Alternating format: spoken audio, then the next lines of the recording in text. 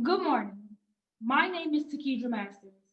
I am 2020's Midwest Regional Youth of the Year for the Boys and Girls Clubs of America. First and foremost, I want to thank Lake Michigan College, the Board of Trustees, and Mike Nadelski of the Mendel Center for providing me with the opportunity to speak with you all this morning. We know the last year has been full of uncertainty, and we've had to adjust in a lot of ways, hence us being virtual today. So, my only hope this morning is that we will walk away better than how we arrived. Rosa Parks sat so Martin Luther King Jr. could walk. Martin Luther King walked so Barack Obama could run. Obama ran so we all could fly. That is a quote paraphrased by Sean Carter, also known as Jay-Z. So my question to you today is, are we really flying? Better yet, are we really free? When the harshest economic downturn hit the United States of America, also known as the Great Depression in the 1930s, many families lost loved ones, hope, a sense of normal, and homes. But the policies being made by the Federal Housing Administration only replaced the homes of white middle class and lower middle class families while ensuring that mortgages were refused to Black families in a policy known as redlining. Redlining was supposed to be banned in 1968. However, if perhaps by flying you mean being able to build generational wealth in neighborhoods that we were once banned from in the 1930s due to the discriminatory policies at hand, then how would you explain that just as early as 5 years ago in September of 2015, the Hudson City Savings Bank was forced to pay $33 million in settlements to many African American and Hispanic families staying in New York, New Jersey, Pennsylvania, and Connecticut for using the same redlining maps that were banned 52 years ago? From the 1860s, when African American children had to wrap their books up in paper to prevent the white civilians and policemen from seeing them while they attended secret school, and to the Brown versus Board of Education case of 1954, where the United States Supreme Court unanimously ruled that segregation in public schools was unconstitutional, we were deprived of the basic philosophies of knowledge, comprehension, and wisdom. So if by flying you were suggesting that minorities were finally receiving the adequate education needed to successfully attend college, then I would say that you've been misinformed. Why?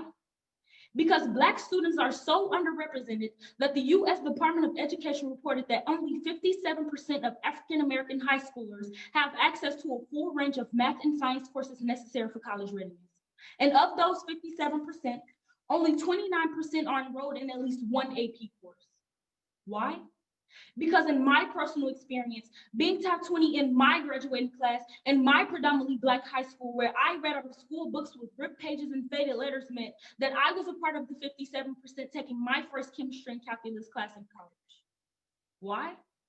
Because in these predominantly Black and marginalized schools, for every 491 students attending, they are accompanied by 4 law enforcement officers.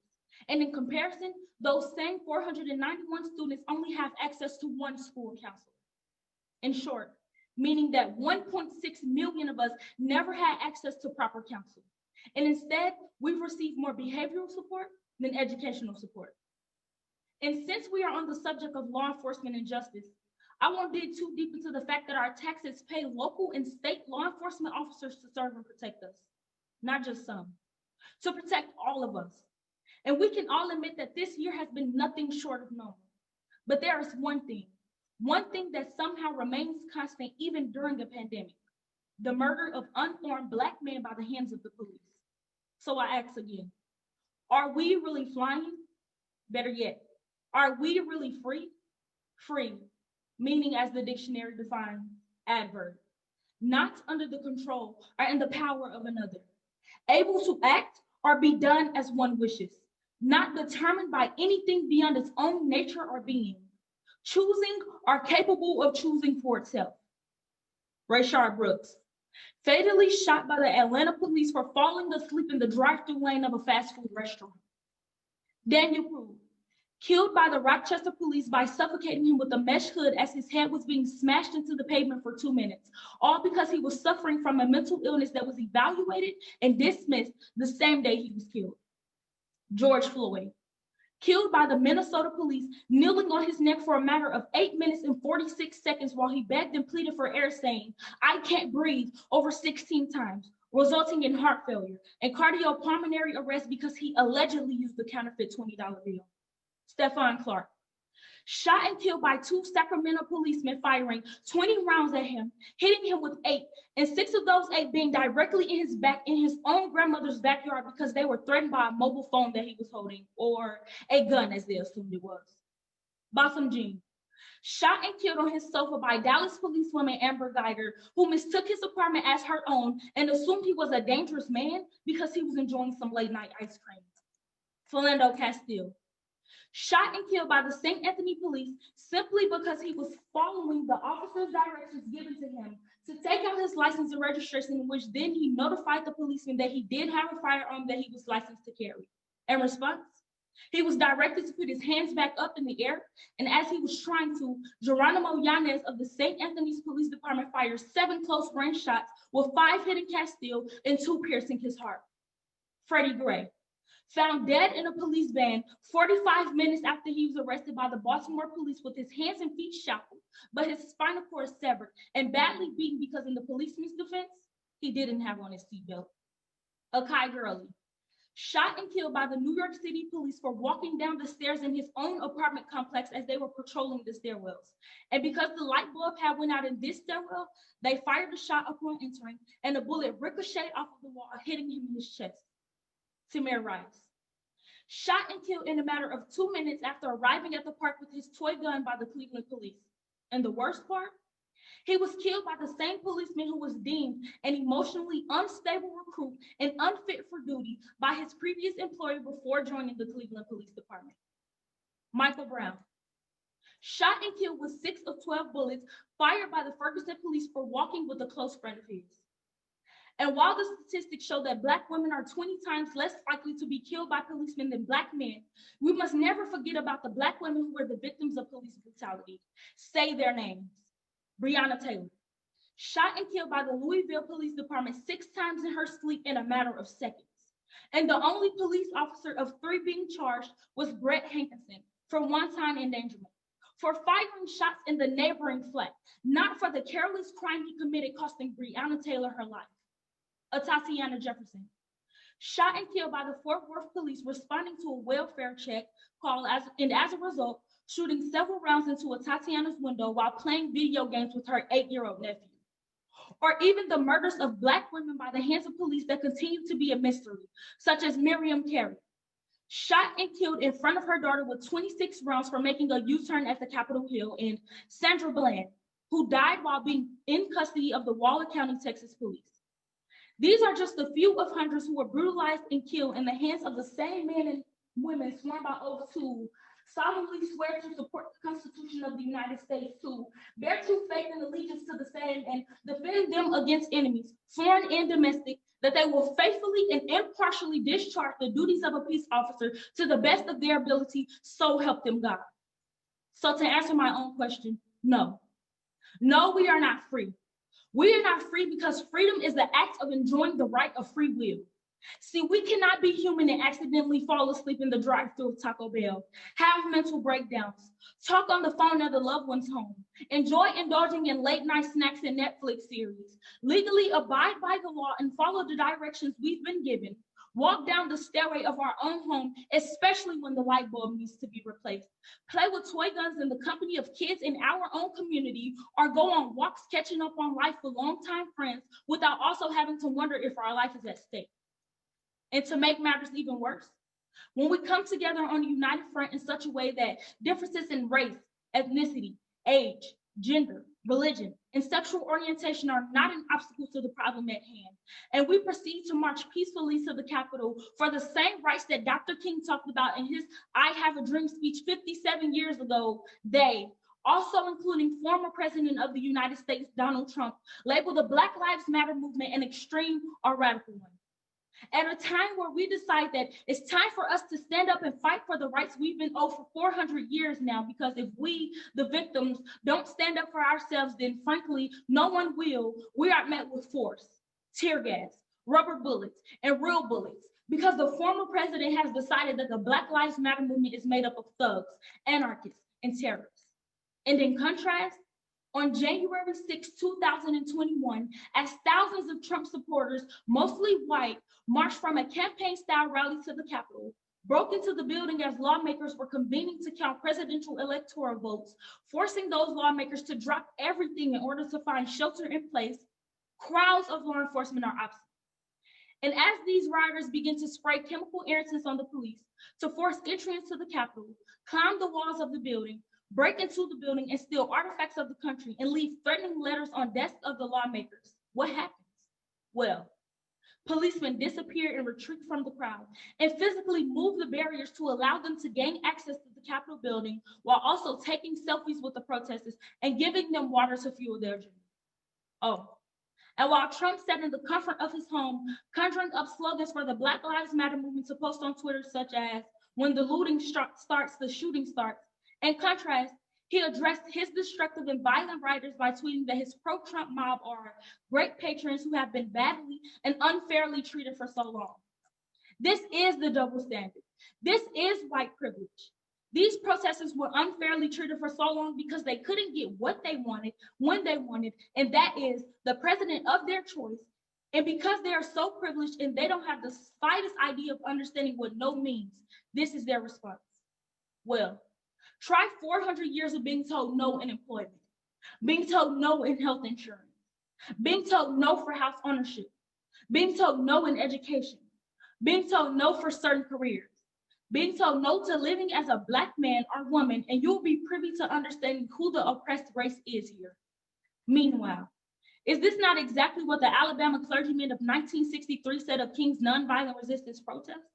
That these civil disobedient demonstrations were, in their words, technically peaceful, but still unwise, untimely, and extreme, in which Martin Luther King Jr. responded in his letter from Birmingham jail, "Was not Jesus an extremist in love?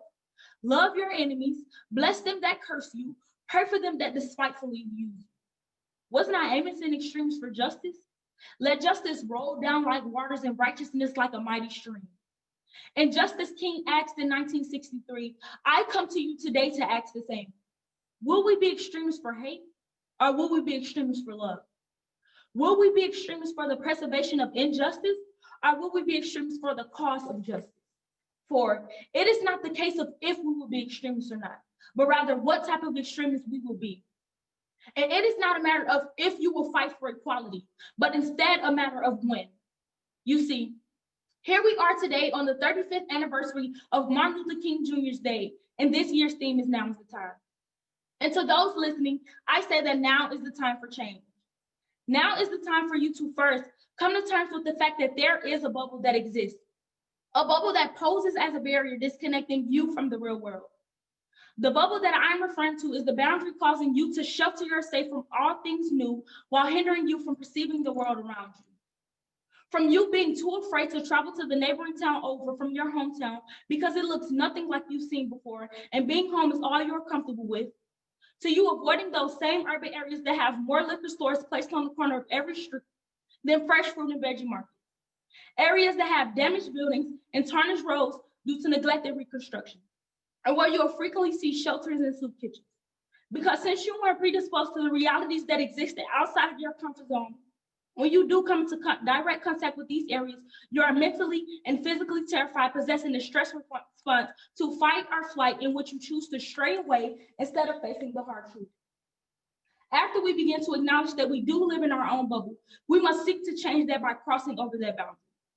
Whether it's by doing the proper research in order to educate both you and your surroundings on the differences of being Black in America and being white in America, or making a conscious and active effort to create new and unfiltered experiences in these impoverished neighborhoods. And I know you may be asking, well, how do we create these experiences in communities we've never visited?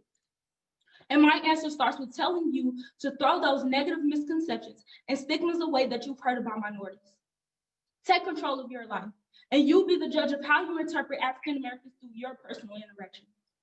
Wouldn't you want someone to walk into every conversation knowing that your intentions were genuine? Better yet, wouldn't you want someone to walk into a conversation with you based solely off of who you are as a person, without the pressure of feeling like whatever you say has to be perfect because you are speaking for an entire race? Another way that you can build these connections with communities, especially the ones who need you most, is by engaging with them. King once stated, life's most persistent and urgent question is, what are you doing for others? I often think about this quote a lot. because it is what drove me to love community service.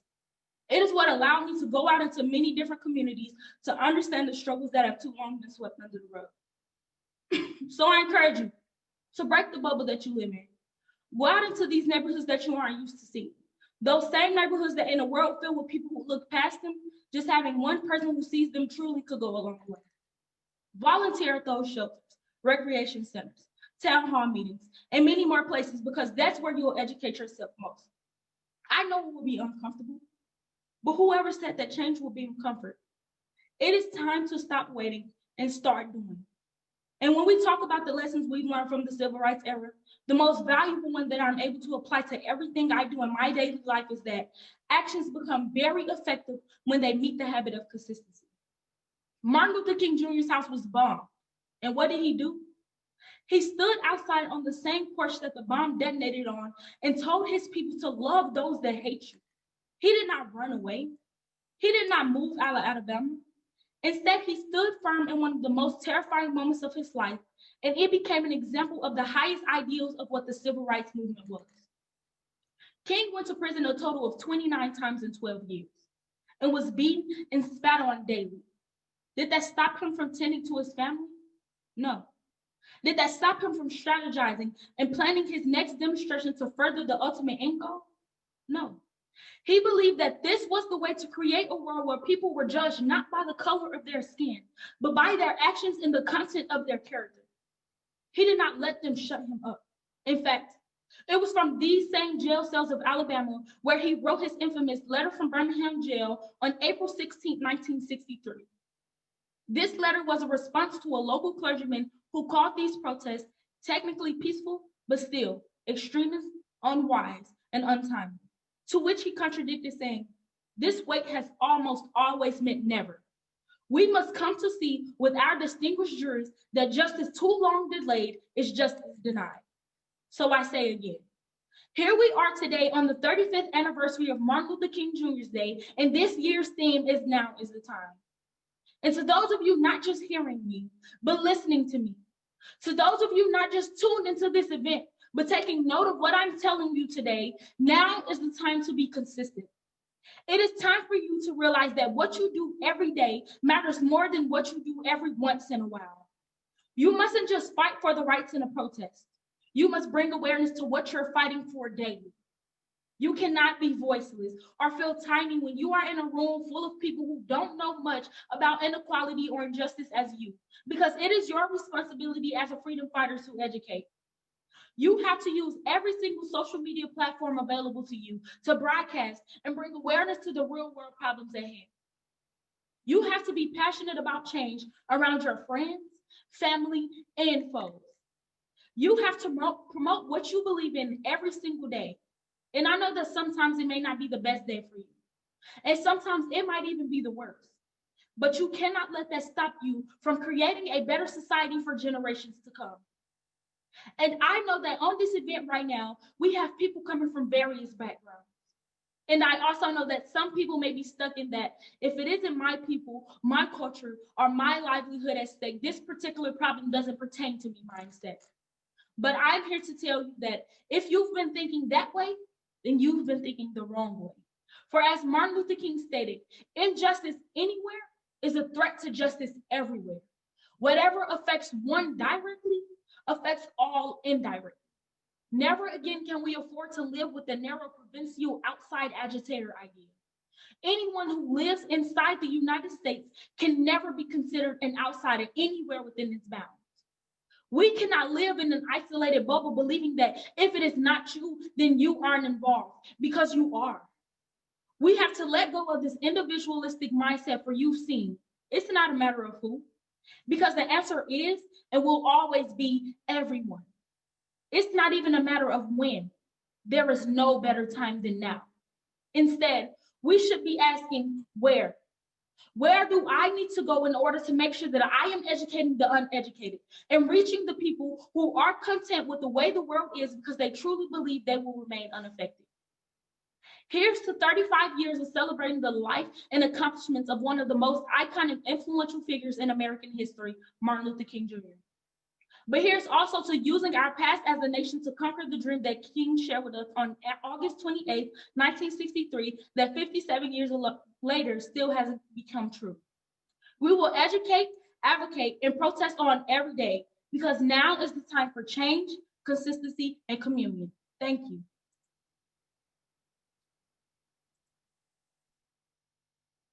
Thank you, Tekeidra.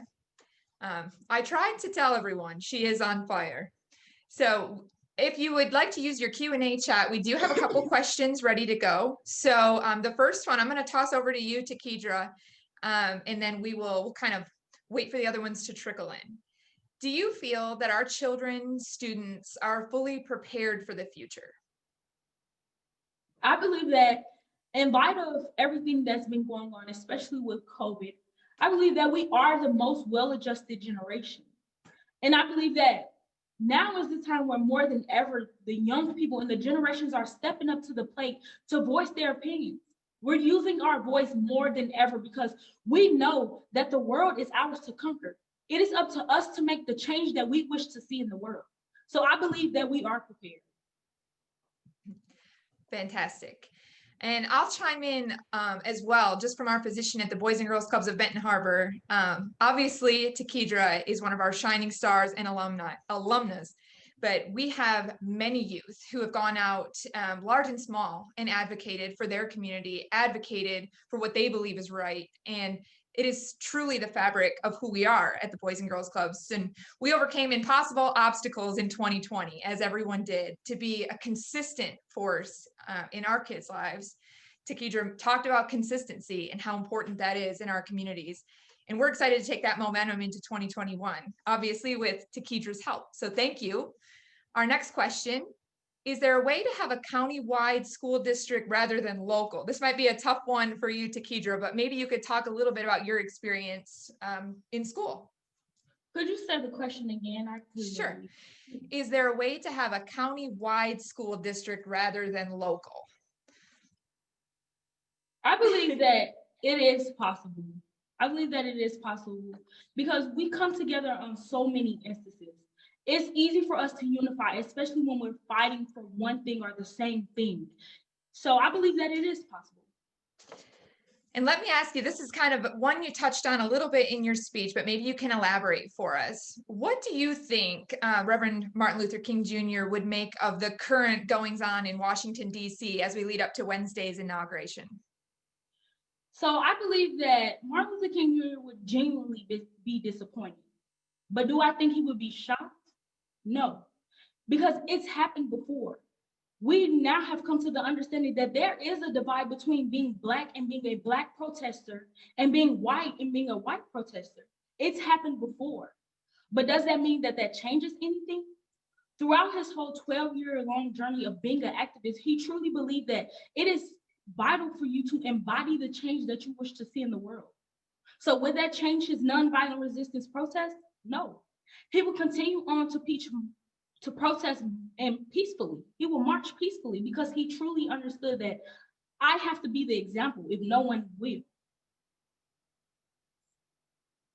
That is the truth. Do you feel like young people's voices are heard enough when you think about creating a vision for the future? And then how can we make sure those voices are heard and elevated? So a lot of times I believe that teens, when we do speak, we aren't being listened to. And that's because a lot of times adults have this thought that, oh, you're just you're just a teen, you don't really know what's going on. But for me, I have big opinions. And this is the world that I have to live in. So it wouldn't be fair for me to not use my voice. I have to live here. This is the world that we're creating for the generations to even come after me. So I believe that no, we're not listened to enough, but it is up to teen influencers like me to make sure that I can be able to provide that platform so that we can use our voice. We're not voiceless and we're not tiny, especially in the world that we live in today. Absolutely. How are you involved in activism at Valparaiso? So I have a passion for community service. So a lot of times when I'm going down into my community, just having a simple conversation, educating people who don't really know as much about you. Just that formal connection is everything to me. So I use that when I go to soup kitchens, or I just step out into my community at the youth center, or whatever the case may be. I'm always trying to make sure that I'm giving off as much knowledge as possible and also receiving it. So I've been to do community service in churches in my community for Christmas, and even going to soup kitchens, and even something as simple as tutoring special needs children is everything. How can we encourage more of our African American young people to enter the field of education, whether that's formally or informally, like you are talking about in community service? So I believe that a way that we can encourage them to go out and pursue the dreams that they want to, they have to truly believe that it's for them. We have to be able to provide opportunities for them and exposure to them so that they can figure out what it is that they love to do. So often in these impoverished neighborhoods, we are at a lack with resources. So it's not often that we can go out and experience different experiences to figure out what we are so passionate about. A lot of times we cling on to being singers and rappers, or just all of the big roles. We don't really talk about librarians. We don't really talk about those underrated careers. So I believe that a way that we could push them into education is by making sure that they have the adequate resources to go out and experience and find out what they're passionate about. How were you exposed to the things that you're passionate about? So I knew that I wanted to be a neurosurgeon since I was in the 4th grade. And so I've always been, I'm curious. I like to know more. I like to educate myself. So when I used to talk to my mentors, that would be the first thing that I'd say, oh, I'm Tekeidra Masters and I want to be a neurosurgeon and I really love science. And a lot of times when you talk to your mentors and y'all have that exchange of conversation, now they're looking out for opportunities for you. So in me telling my mentors that I wanted to be a neurosurgeon, it was how I found out about the internship. So it's just making sure that you voice your opinions, making sure you just stay true to who you are.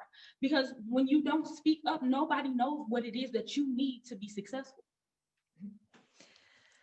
We'll take one last question. Let's see.